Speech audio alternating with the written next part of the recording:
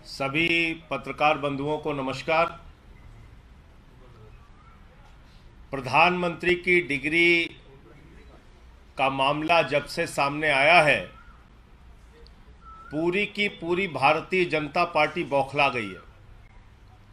सारे मंत्री, सारे प्रवक्ता, सारी की सारी भारतीय जनता पार्टी अपने प्रधानमंत्री के फर्जी डिग्री को सही साबित करने में जुट गई है। और मैं इसको फर्जी डिग्री क्यों कह रहा हूं? इसलिए कह रहा हूं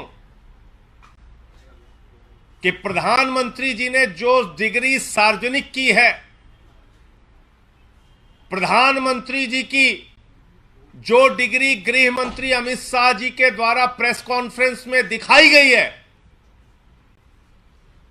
वो डिग्री अपने आप में कई सवाल खड़े करती है।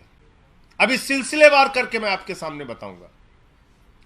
लेकिन एक बात बहुत स्पष्ट है कि भारत के चुनाव आयोग का नियम यह कहता है कि अगर आप अपनी संपत्ति के बारे में कोई गलत जानकारी देते हैं, अगर आप अपनी डिग्री के बारे में कोई जानकारी गलत देते हैं, तो आपकी सदस्यता रद्द हो सकती है। यानी भारत के प्रधानमंत्री की डिग्री जांच करा ली जाए, वो फर्जी निकलती है, तो मोदी जी की सदस्यता पूरी तरीके से रद्द हो जाएगी। वो न सांसद बचेंगे, न चुनाव लड़ने के योग्य बचेंगे, क्योंकि एक बहुत बड़ा फर्जीवाड़ा है भारत के प्रधानमंत्री की ओर से। तो इसलिए अब मैं आपको सिलसिलेवार करके बताऊंगा कि इनकी डिग्री फर्जी कैसे।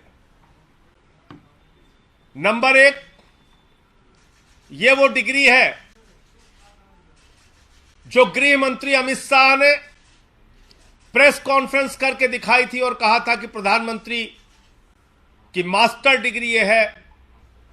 गुजरात विश्वविद्यालय से उन्होंने मास्टर ऑफ आर्ट्स किया है। अब इस डिग्री में देखिए आप, नकल के लिए भी अकल चाहिए होती है, लेकिन इस नकल में अकल का इस्तेमाल नहीं किया गया। यहां पर यूनिवर्सिटी लिखा हुआ है और यूनिवर्सिटी की स्पेलिंग में विक्ट्री का वी जो आता है, उसके इस्तेमाल की जगह बैट का बी इस्तेमाल किया गया है। यह हो गया यूनिवर्सिटी।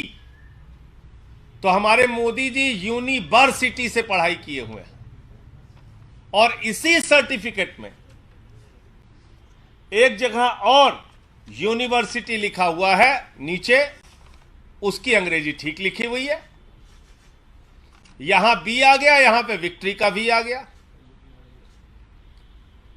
ये देखिए आप, इसी सर्टिफिकेट की बात कर रहा हूं जो गृह मंत्री जी ने दिखाई।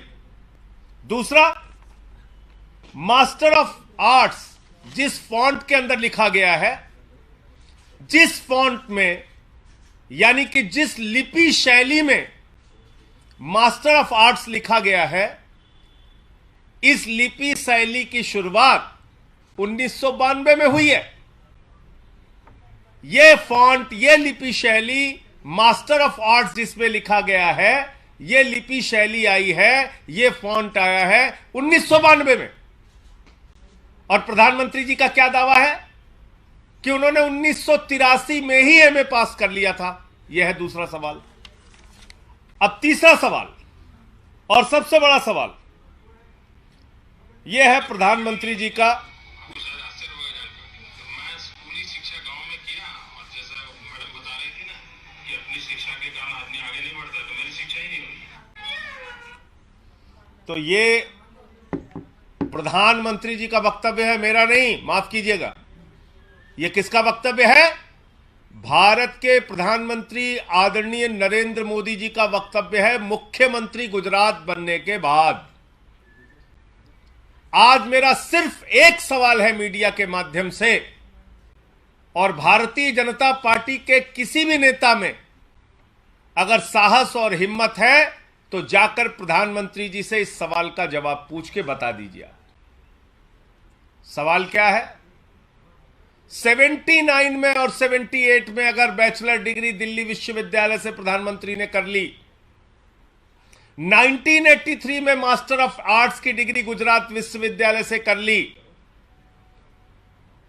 अगर आपकी 1989 में बीए की डिग्री हो गई, 1983 में एमए की डिग्री हो गई, तो भैया प्रधानमंत्री जी देश के सामने इस बात का खुलासा कर दीजिए कि फिर 2005-6 के दौरान या मुख्यमंत्री बनने के बाद का ये जब का भी भाषण है, आपने क्यों एक टीचर को संबोधित करते हुए कहा कि आपकी कोई शिक्षा दीक्षा नहीं है, स्कूली शिक्षा के आगे आप नहीं पढ़े। ये तो आपका बयान है, मेरा बयान नहीं है। ये बयान तो आपने दिया है प्रधानमंत्री जी, ये बयान आपका है, मेरा बयान नहीं है। मैं स्कूली शिक्षा गांव में किया, और जैसा मैडम बता रही थी ना कि अपनी शिक्षा के कारण आदमी आगे नहीं बढ़ता, तो मेरी शिक्षा ही नहीं हुई। मेरी शिक्षा ही नहीं हुई, ये नरेंद्र मोदी जी गुजरात के मुख्यमंत्री बनने के बाद कह रहे हैं एक टीचर को संबोधित करते हुए। तो भैया जब आपने 79 में बीए कर लिया, 83 में एमए कर लिया, फिर 2005-6 में आप क्यों झूठ बोल रहे हैं? इसका मतलब ये सच बोल रहे थे मुख्यमंत्री रहते हुए, जो उन्होंने कहा वो सच था, वो सच था। उसके पहले के जो उनके डिग्री के खुलासे हैं वो झूठे हैं, गलत हैं। और इसी तरीके से उन्होंने यूनिवर्सिटी से पढ़ाई की है, इंटायर पॉलिटिकल साइंस में यूनिवर्सिटी से पढ़ के आए हैं मोदी जी। तो इसलिए गुजरात हाई कोर्ट का जो फैसला आया वो अपने आप में बड़ा ही चौंकाने वाला है, हास्यास्पद है कि सीआईसी ने ऑर्डर दिया था डिग्री दिखाने के लिए, गुजरात का विश्वविद्यालय गया हाई कोर्ट में कि डिग्री ना दिखाई जाए, और गुजरात के हाई कोर्ट ने जुर्माना कर दिया अरविंद केजरीवाल जी के ऊपर, जिसका कोई लेना देना नहीं। वो गए भी नहीं अपील में। तो इसका मतलब दाल में काला नहीं, पूरी की पूरी दाल काली है। और नकल के लिए भी अकल चाहिए, उस अकल का भी इस्तेमाल यह डिग्री दिखाते समय नहीं किया गया है। और बीजेपी की सारी लीडरशिप और स्वयं प्रधानमंत्री जी जवाब दें कि 79 में अगर आपने बीए किया, 83 में आपने एमए किया, तो 2005-6 में आपने क्यों कहा कि आपने कोई शिक्षा स्कूली शिक्षा के बाद नहीं की है? अर्थात या तो आपकी डिग्री फर्जी है या आपका बयान झूठा है। दो में से एक ही बात हो सकती है। आपका कोई प्रश्न हो आप पूछ सकते हैं।